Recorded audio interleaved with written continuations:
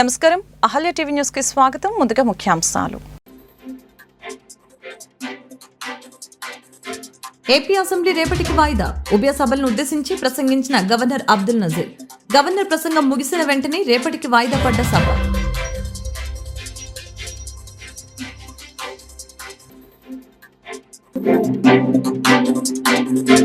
Assembly నుంచి walkout చేసిన YCP. Governor ప్రసంగిస్తూ ఉండగా వైసీపీ సభ్యుల నిరసన. గందరగోళం మధ్య కొనసాగిన గవర్నర్ ప్రసంగం. వైసీపీని ప్రతిపక్షంగా గుర్తించాలని డిమాండ్.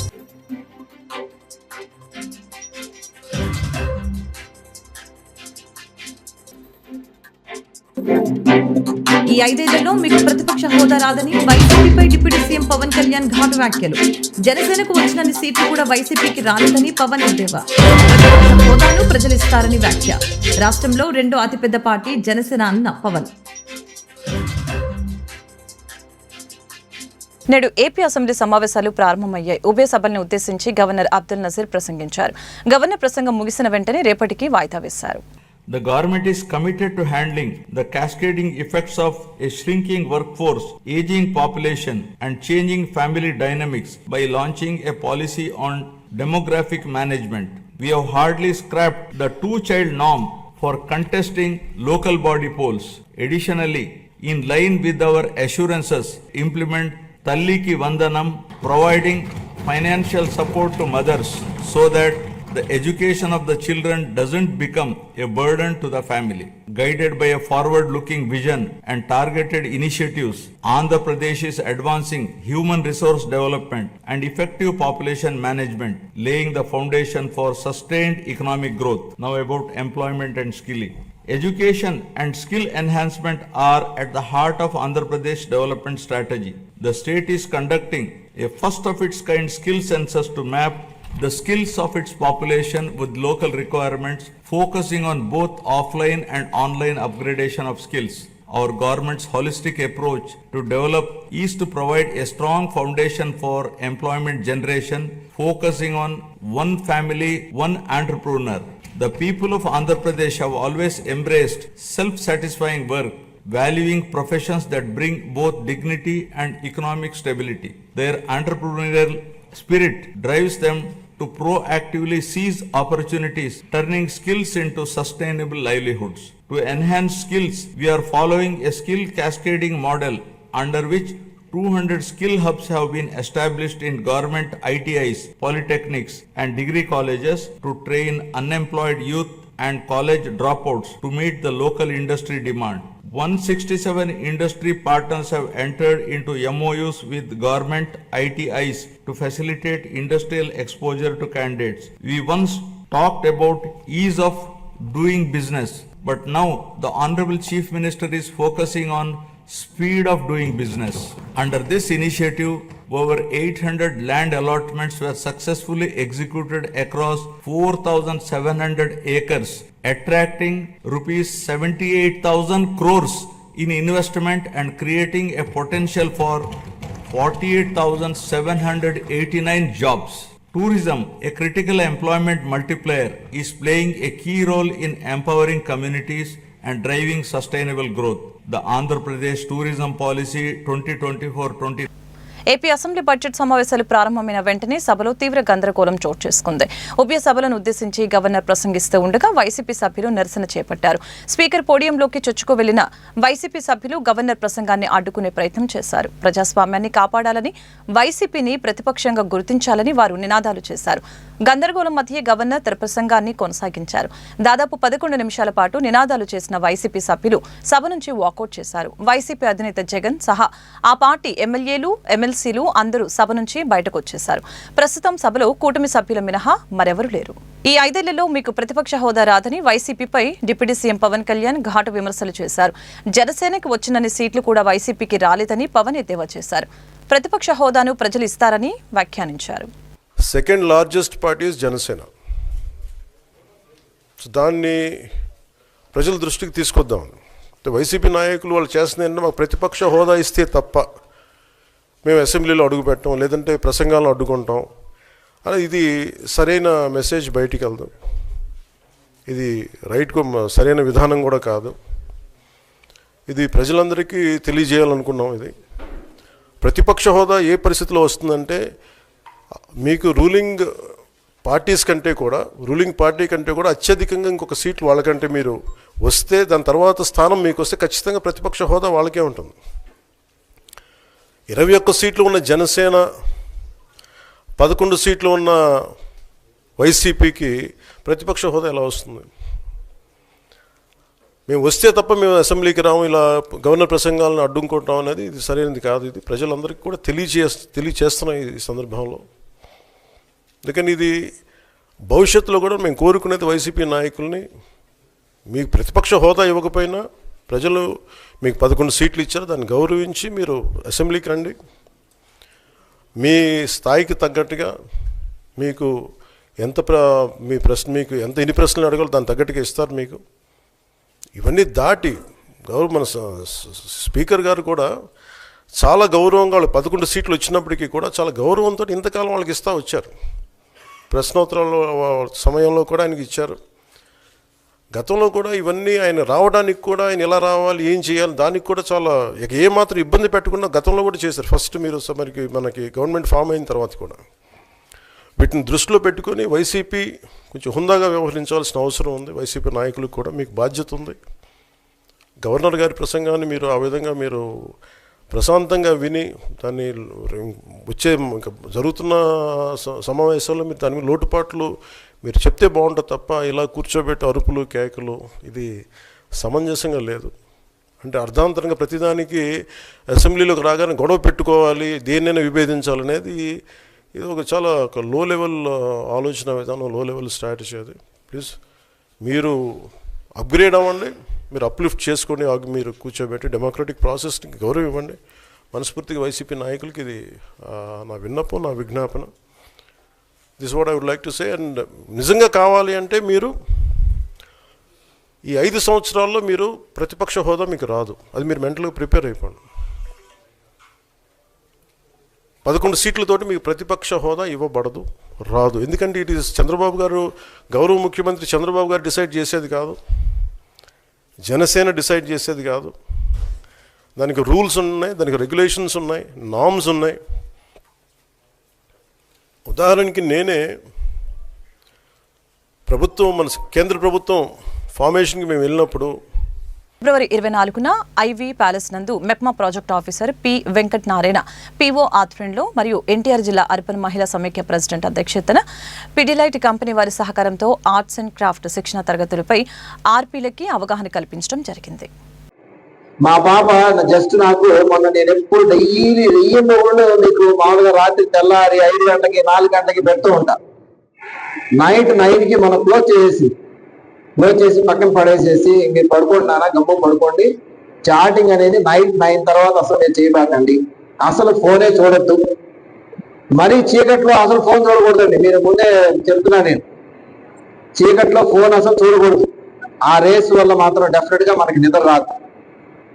కాబట్టి కొంచెం ఆరోగ్య సూత్రాలు పాటిస్తూ ఈ బొటిక్ వీళ్ళు ఇచ్చేటువంటి నిజంగా చాలా మంచి సలహాలు ఇచ్చారు. వీళ్ళు మధ్యాహ్నం కూడా వస్తారు. ఆ నేమ్స్ అన్నింటినీ కూడా నోట్ చేసి పెట్టుకొని మీ అందరికీ కూడా ట్రైనింగ్ అనేది ఒక దాన్ని ఏర్పాటు చేయడం జరుగుతుంది.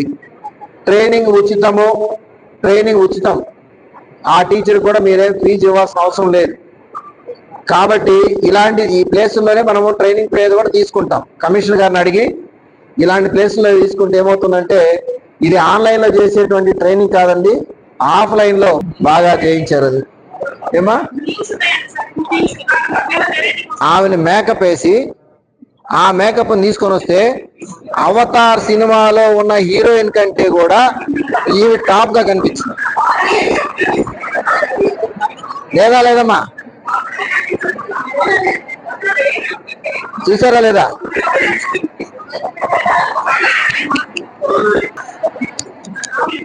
మా ఒక్క నిమిషం ఈ వీళ్ళు కాదమ్మా, మన ఇక్కడ ఆంధ్రాలో వేసే అమ్మాయి ఎవరో ఒక అమ్మాయిని చూపిస్తున్నారు, తర్వాత నెక్స్ట్ వచ్చేసరికి కేరళలో ఒక అబ్బాయిని చూపిస్తారు. అది కాదు నేను చెప్పేది. మనకి ఉండేటువంటి అమెరికాలో అసలు ఎంత అంటే అసలు ఆమెను చూస్తే అసలు మనం ఆవిడ దూరం పరిగెత్తుకుంటూ వెళ్ళిపోతాం. ఆమెను తీసుకొని వచ్చి ఆ మేకప్ అన్న ఏం చేశాడంటే, ఈవెన్ అవతార్లో ఉండేటువంటి హీరోయిన్ కూడా పనికి రాకుండా ఉండే విధంగా ఆ విధంగా మేకప్ తయారు చేశారు. నిజంగా అది ఆర్ట్. ఇది కూడా ఇప్పుడు వీళ్ళు తయారు చేసినటువంటి ప్రోడక్ట్స్ అన్ని కూడా నిజంగా చాలా అద్భుతమైనటువంటి ఇవి. కాబట్టి వీటన్నిటిని కూడా మనము గౌరవించాలి.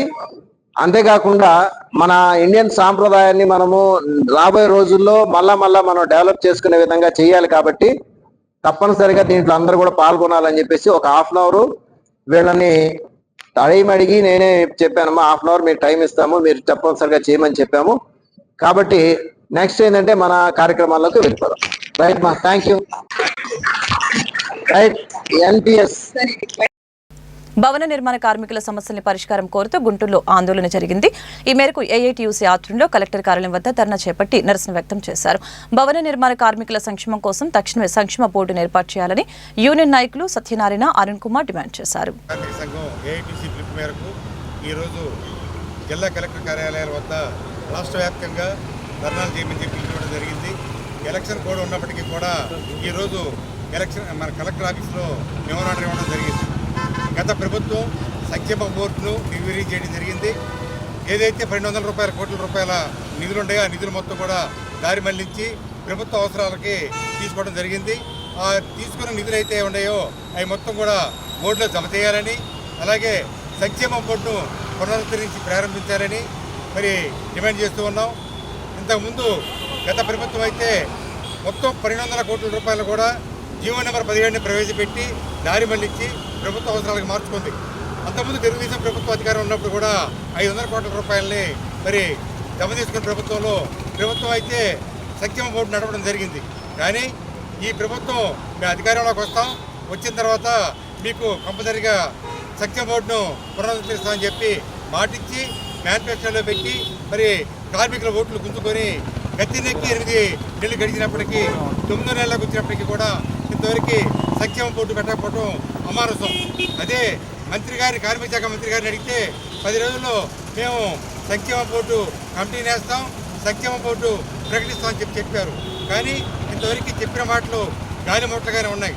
ఇప్పటికైనా జరిగే అసెంబ్లీ సమావేశాల్లో సంక్షేమ బోర్డు ప్రకటించి ఏదైతే 46,000 క్లెయిములు పెండింగ్లో ఉన్నాయో ఆ పెండింగ్లో ఉన్న క్లెయిముల మొత్తాన్ని కూడా మరి నిధులు మంజూరు చేయాలని, 50 సంవత్సరాలు నిన్న కార్మికులకు 6,000 రూపాయలు పెన్షన్ ఇవ్వాలని చెప్పి ఈ సందర్భంగా డిమాండ్ చేస్తూ ఉన్నాం. ఉప్పాల సత్యనారాయణ, భవన నిర్మాణ కార్మిక సంఘం రాష్ట్ర అధ్యక్షుడు. నిత్యం నా అంత మేధావి ఎవరూ లేరని గొప్పలు చెప్పుకున్న చంద్రబాబు కనీస గిట్టుబాటు ధర లేక ఆత్మహత్యలు శరణమని భావిస్తున్న మిర్చి రైతుల్ని ఆదుకోవటంలో ఏమైందని సిపిఎం రాష్ట్ర కార్యదర్శి కామ్రేడ్ వి శ్రీనివాసరావు ప్రశ్నించారు. సోమవారం ఉదయం నగరంలోని బ్రాడీపేటలో గల సిపిఎం కార్యాలయంలో ఏర్పాటు చేసిన మీడియా సమావేశంలో ఆయన మాట్లాడారు. ఎమ్మెల్సీ ఎన్నికల్లో తనను గెలిపిస్తే ప్రతి ఏటా జాబ్ క్యాలెండర్ వచ్చే విధంగా కృషి చేస్తానని స్వతంత్ర అభ్యర్థి అరికెల శివరాం ప్రసాద్ తెలిపారు. గుంటూరులో సోమవారం ఆయన మీడియాతో మాట్లాడారు. తాజాగా రాష్ట్రంలో నిర్వహించిన గ్రూప్ 2 పరీక్షల వలన అభ్యర్థులు అనేక ఇబ్బందులు పడ్డారని చెప్పారు. దీనికి బాధ్యత వహిస్తూ ఏపీపీఎస్సీ చైర్మన్ తన పదవికి రాజీనామా చేయాలని డిమాండ్ చేశారు. ఎమ్మెల్సీగా గెలుపొందిన అనంతరం న్యాయవాదుల సంక్షేమానికి కృషి చేస్తానని తెలిపారు. అదేవిధంగా శివరాం ప్రసాద్ గెలుపు కోసం తమ వంతు కృషి చేస్తానని న్యాయవాదులు వి బ్రహ్మారెడ్డి, కె వెంకటరెడ్డి తెలిపారు. అరికెల శివరాం ప్రసాద్ రాజా, నేను బెజవాడ ఫారెస్ట్ను ప్రధాన కార్యదర్శిని. నేను గతంలో ఆంధ్ర యూనివర్సిటీ పూర్వ విద్యార్థి నాయకుడిగా విద్యార్థి సమస్యలపై గళం విప్పి ఒక మంచి పని చేసి మంచి విద్యార్థి నాయకుడిగా పేరు తెచ్చుకున్నటువంటి వ్యక్తిని. అదేవిధంగా గత 20 సంవత్సరాలుగా నేను బెజవాడ ఫారెస్ట్ నందు ప్రాక్టీస్ చేస్తూ ఈ జిల్లాలో వివిధ ప్రాంతాల్లో పేదలకు ఉచితంగా న్యాయ సలహాలు ఇస్తున్నాను. నేను రేపు జరగబో ఎన్నికల్లో ఎమ్మెల్సీ అభ్యర్థిగా పోటీ చేస్తున్నాను. నేను ప్రధానంగా ఈ యొక్క ఎమ్మెల్సీ ఎన్నికల్లో పోటీ చేయడానికి ప్రధానమైనటువంటి కారణం ఏదైతే గ్రాడ్యుయేట్స్ ఎమ్మెల్సీ ఎన్నికలు ఉన్నాయో రాజకీయ పార్టీలకు అత్యంత జరిగినటువంటి ఎన్నికలు కావడం, అదేవిధంగా నేను ఒక న్యాయవాదిగా ఒక విద్యార్థి నాయకుడిగా సమాజంలో సేవ చేయన తలంపుతో ఈ ఎన్నికల్లో నేను పోటీ చేయడం జరిగింది. నాకు సీరియల్ నెంబర్ 5 అందు ఒకటే నేను ప్రాధాన్యత వేసి నాకు అఖండ మెజార్టీ చేకూర్చవలసిందిగా నా గ్రాడ్యుయేట్ సోదరులందరూ కూడా నేను సవినయంగా కోరుకుంటున్నాను. ప్రధానంగా ఈరోజు సమాజంలో మరి గ్రాడ్యుయేట్స్ ఫేస్ చేసినటువంటి బాధలు గురించి నేను ఒక నిమిషం మాట్లాడదలుచుకున్నాను. మరి గ్రాడ్యుయేట్స్కి కంపల్సరీగా ఒక జాబ్ క్యాలెండర్ అనేది ఉండాలి. ప్రతి సంవత్సరం ఒక జాబ్ క్యాలెండర్ ఉంటే ఒక నెలలో ఎగ్జామ్స్ జరుగుతాయి కాబట్టి ఆ ఎగ్జామ్స్ ప్రిపేర్ అవుతారు, ఆ ఎగ్జామ్స్ రాయడం జరుగుతుంది. మరి దానిపై నేను ప్రధానంగా రేపు శాసనమండలిలో నా వాయిస్ని వినిపిస్తాను. మిత్రులారా ఆలోచించండి. అదేవిధంగా మొన్న జరిగినటువంటి గ్రూప్ 2 ఎగ్జామ్లో కూడా ఏపీపీఎస్ చైర్మన్ గారిని కూడా నేను ఒక వినమ్రంగా అడుగుతున్నాను. అమ్మా, మీరు మొన్న జరిపినటువంటి ఎగ్జామ్స్లో రాత్రి 10 గంటల వరకు కూడా ఎటువంటి సమాచారం లేకుండా మా సోదరులందరూ కూడా ఇబ్బంది పడ్డారు. మీకు దయించి చేతులెత్తి నమస్కరిస్తున్నా, మీరు మీ పదవి నుంచి తప్పుకోండి. ఎవరైతే ఈ రాష్ట్రంలో ఐఏఎస్ ఐపీఎస్ ఆఫీసర్లు ఉన్నారో పరిణితి చెందినటువంటి ఒక వ్యక్తిని ఏపీపీఎస్ చైర్మన్గా నియమించాలని చెప్పి నేను డిమాండ్ చేస్తున్నాను. అదేవిధంగా ఐఏఎస్ ఆఫీసర్ కూడా ఒక ప్రధానంగా నేను ఒక మాట చెప్తున్నాను. అయ్యా, మీరు జిల్లాకు ప్రథమ పౌరులు, మీ యొక్క సేవలు మాకు అవసరం. ఇక ఎమ్మెల్యేనో ఎంపీనో ఒక మినిస్టర్నో ప్రథమ పౌరుడు అనరు. మీరెంతో యూపీఎస్సీ అనేటువంటి ఒక గొప్ప సర్వీస్ ద్వారా రావడం జరిగింది సమాజానికి సేవ చేస్తానికి. అటువంటి వ్యక్తులు రాజకీయ పార్టీల అతీతంగా మీరు పనిచేయాలి. రాజకీయ పార్టీల అధికారంలోకి వస్తూ ఉంటే మార్పు చెందుతూ ఉంటాయి, కానీ మీరు ఎప్పుడు కూడా శాశ్వతమే. సమాజాన్ని ఆలోచించండి, ప్రజాస్వామ్యాన్ని రక్షించండి.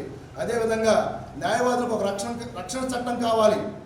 అదేవిధంగా నా మీడియా మిత్రులందరూ కూడా రోజు నిత్యం ఎంతో సర్వీస్ చేస్తూ వాళ్ళ యొక్క భావ ప్రకటన స్వేచ్ఛను వినిపిస్తున్నారు. మిత్రులందరికీ కూడా ఒక రక్షణ చట్టం కావాలి.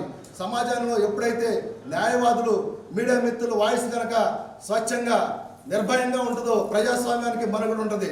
మేము చెప్తున్నాం, ఐఏఎస్ ఆఫీసర్స్ కానీ ఐపీఎస్ కూడా అందరూ కూడా సవినయంగా విన్నవించుకున్నాను.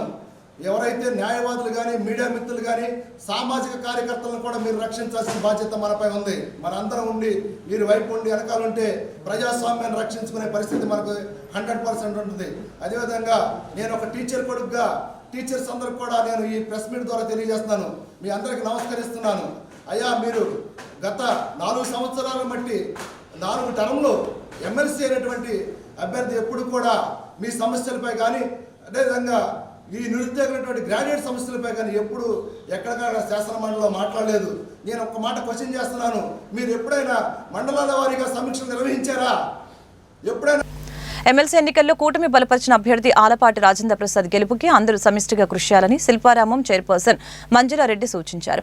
గుంటూరులో సోమవారం ఆమె మీడియాతో మాట్లాడారు. రాజకీయాల్లో ఎంతో నిబద్ధతతో ఆలపాటి రాజేంద్ర ప్రసాద్ పనిచేస్తున్నారని తెలియజేశారు. అదేవిధంగా ఎమ్మెల్సీ ఎన్నికల్లో ఓటు వేసే పట్టభద్రులు తగిన జాగ్రత్తలు పాటించాలని చెప్పారు. అందరికీ నమస్కారం అండి. 27వ తారీఖు ఉదయం 8 గంటల నుంచి 4 గంటల వరకు ఎమ్మెల్సీ ఎన్నికలు జరుగుతూ ఉన్నాయి. ఇది కృష్ణా, గుంటూరు ఉమ్మడి జిల్లాల గ్రాడ్యుయేషన్స్ ఎన్నికలు జరుగుతూ ఉన్నాయి. ఈ ఎన్నికల్లో 33 నియోజకవర్గాల నుంచి పోటీ జరుగుతూ ఉంది. శ్రీ ఆలపాటి రాజేంద్ర ప్రసాద్ గారు చాలా సీనియర్ నాయకుడు. ఆయన ప్రజా సమస్యల మీద నిరంతరం పోరాడే వ్యక్తి. కూటమి తరపున ఆయన్ని అభ్యర్థిగా పెట్టడం జరిగింది. ఆయన్ని 33 నియోజకవర్గాల గ్రాడ్యుయేషన్స్ అందరూ కూడా తమ అమూల్యమైన ఓటుని 1 అంకె అన్నది రాజేంద్ర ప్రసాద్ గారిది సీరియల్ నెంబర్ కూడా 1 వచ్చిందండి. ఆ పేరు ఎదురుగా 1 అంకె వేసి భారీ మెజారిటీతో గెలిపించాలి. అంటే రాజేంద్ర ప్రసాద్ గారిని గెలిపించమని అడిగే అర్హత కూడా మాకుందండి. ఎందుకంటే చిన్న ఎగ్జాంపుల్ నేను చెప్తాను మీకు. గౌతమారెడ్డి ఓటర్లు ఎన్రోల్మెంట్ చేసుకోవడానికి ప్రయత్నం చేసినటువంటి పరిస్థితి. ఎందుకంటే వైసీపీ ప్రభుత్వం ఆయన్ని అభ్యర్థిగా పెట్టారు. ఎన్రోల్ చేసే టైంలో ఆయన మీద మైనింగు, అనేక రకాల దోపిడీలు, భూ కబ్జాలు ఇవన్నీ కూడా ఆయన మీద ఎలిగేషన్స్ వచ్చినాయి. ఆ వచ్చిన క్రమంలో ఆయన మానుకొని లక్ష్మణ్ రావుని, యూటీఎఫ్ అభ్యర్థి లక్ష్మణ్ రావుని అభ్యర్థిగా సపోర్ట్ చేశారు. ఇది మేము గత 4-3 నెలల నుంచి చెప్తూనే ఉన్నాం. కానీ కొంతమంది లక్ష్మణ్ రావు అలా లేదు, వైసీపీ వాళ్ళతో లాలూచి లేదు, ఆయన ఇండివిజువల్గానే పోటీ చేస్తా ఉన్నాడు పీడీఎఫ్ తరఫున అని చెప్తా ఉన్నారు. కానీ ఇప్పుడు నిన్న జగన్మోహన్ రెడ్డి అసెంబ్లీ సమావేశాలకు ఈరోజు రావడం కోసం తన ప్రణాళిక నిన్న రూపొందించుకోవడం కోసం నేను ఒక మీటింగ్ పెట్టాడు ఆయన 11 మంది ఎమ్మెల్యేలతో. ఆ పెట్టిన టైంలో ఆయన చెప్పాడు, కేఎస్ లక్ష్మణరావు మన మనిషి, మనం ఆయన ఆదరించాలి, వాళ్ళకి బలం తక్కువగా ఉంది, మన బలంతో ఆయన గెలిపించాలి.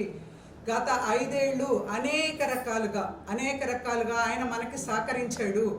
కాబట్టి మనం కేఎస్ లక్ష్మణరావుని గెలిపించాల్సిన అవసరం ఉంది అని చెప్పని పబ్లిక్గా నిన్న గుంటూరు, కృష్ణా జిల్లాల వాళ్ళకి 33 నియోజకవర్గాల వైసీపీ వాళ్ళకి ఆయన నిన్న ఒక హుంకం జారీ చేశాడు, ఆదేశం జారీ చేశాడు. లక్ష్మణ్ రావుని గెలిపించాలని, అన్ని రకాలుగా లక్ష్మణ్ రావుకు మద్దతు ఇవ్వాలని. అంటే ఆయన నడిపిస్తున్నది వైసీపీ వాళ్ళు, ఆర్థికంగా ఆదుకుంటున్నది వైసీపీ వాళ్ళు, మద్దతు ఇస్తున్నది వైసీపీ వాళ్ళు.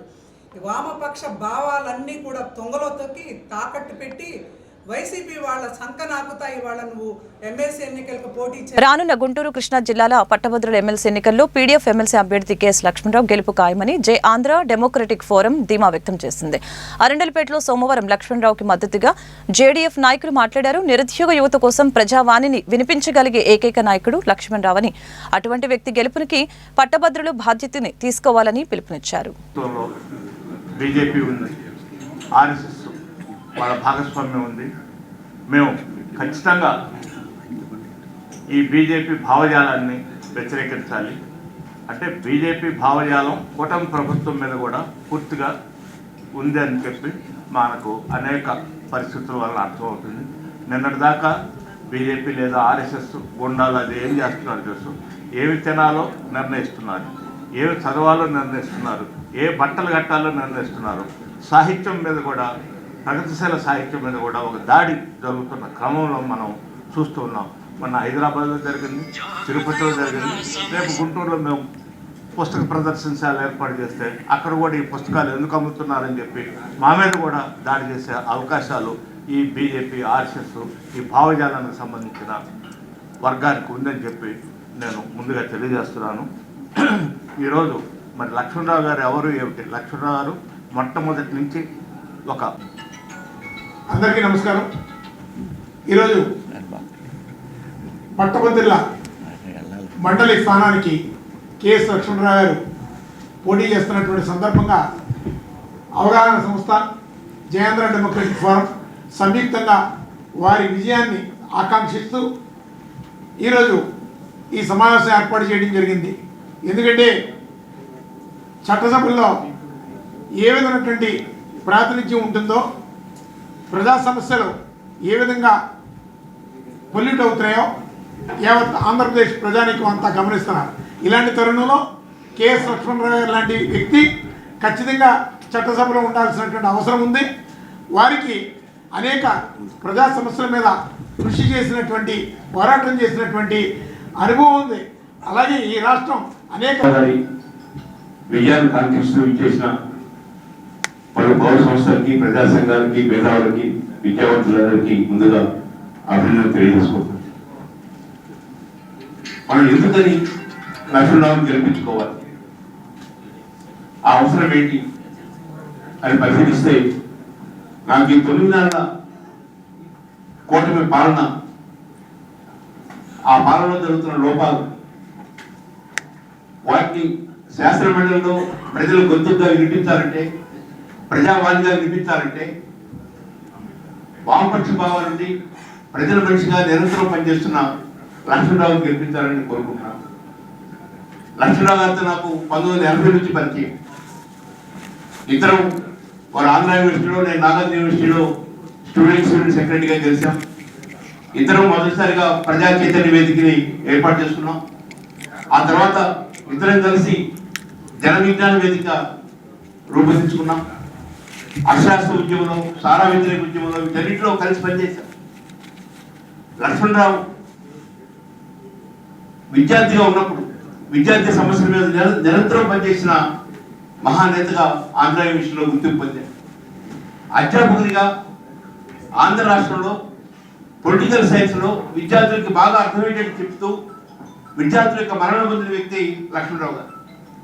అదే సమయంలో నిరుద్యోగులకు ఉపాధి కల్పించాలి, ఉద్యోగ అవకాశాలు కల్పించాలనే ఉద్దేశంతో కాంపిటేటివ్ ఎగ్జామినేషన్స్కి తను బాగా ప్రిపేర్ అయ్యి విద్యార్థులని, వేలాది మంది విద్యార్థులకి శిక్షణ ఇవ్వటం, అందులో కొన్ని 100 మంది ఉన్నత పదవులు పొందడం అనేది చూస్తాం. అంటే ఒక విద్యార్థి నాయకుడిగా, ఒక అధ్యాపక నాయకుడిగా, ఒక పౌర సంస్థల నాయకుడిగా, కాంపిటేటివ్ ఎగ్జామినేషన్స్కి తర్ఫీదు ఇచ్చే శిక్షకుడుగా, వీటన్నిటితో పాటు తన కుటుంబాన్ని, తన పిల్లల్ని, వారిని కూడా సరైన మార్గంలో ముందు. వార్తలు ముగించే ముందు ముఖ్యాంశాలు మరొకసారి. ఏపీ అసెంబ్లీ రేపటికి వాయిదా. ఉభయ సభలను ఉద్దేశించి ప్రసంగించిన గవర్నర్ అబ్దుల్ నజీర్. గవర్నర్ ప్రసంగం ముగిసిన వెంటనే రేపటికి వాయిదా పడ్డ సభ.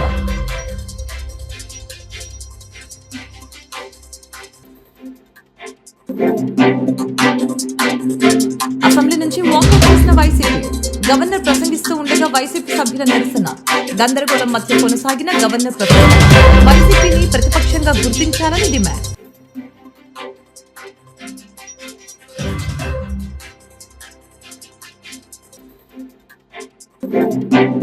ఈ 5 ఏళ్లలో మీకు ప్రతిపక్ష హోదా రాదని వైసీపీపై డిప్యూటీ సీఎం పవన్ కళ్యాణ్ ఘాటు వ్యాఖ్యలు. జనసేనకు వచ్చినన్ని సీట్లు కూడా వైసీపీకి రాలేదని పవన్ ఎద్దేవా. ప్రతిపక్ష హోదాను ప్రజలు ఇస్తారని వ్యాఖ్య. రాష్ట్రంలో రెండో అతిపెద్ద పార్టీ జనసేన అన్న పవన్.